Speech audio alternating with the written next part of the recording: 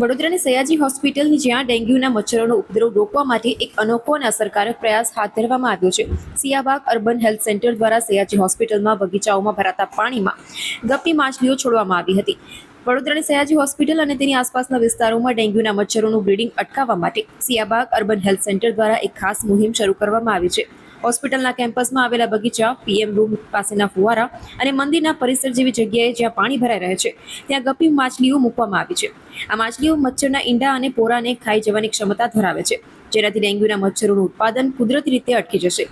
હાલ ચોમાસાની સિઝનમાં આ પદ્ધતિ ડેન્ગ્યુના વાયરસને ફેલાવતો રોકવા માટે ખૂબ જ ઉપયોગી સાબિત થઈ રહી છે। આજે અમે એસએસજી હોસ્પિટલમાં દર સોમવારે ટીમ વર્કની કામગીરી થતી હોય છે સિયાબાગ અર્બન હેલ્થ સેન્ટર દ્વારા। તો આજરોજ જે અમને સ્પોટ જોવા મળ્યા હતા લાસ્ટ યરને આ વર્ષે પણ કે જે પરમેનન્ટ પાણી ભરાય છે ત્યાં આગળ અમે ગપ્પી ફિશ જે આવે છે એને મૂકવાનું આયોજન કરે છે। અમે આજે 3 સ્થળે ગપ્પી ફિશ મૂકી છે, જેથી મચ્છર જે ડેન્ગ્યુના હોય છે પોરા એ મચ્છરનો એક ખોરાક તરીકે ઉપયોગ ખાઈ જાય છે એટલે એક મચ્છી 100 પોરા ખાવાની ક્ષમતા રાખે છે।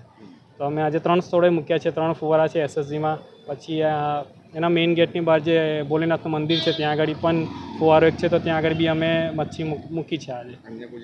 અને આવનાર દિવસમાં જે વિસ્તારમાં જે પરમેનન્ટ પાણી ભરાઈ રહે છે ચોમાસા દરમિયાન, તો ત્યાં આગળ બી અમે આ મચ્છી મૂકવાનું આયોજન કરવાના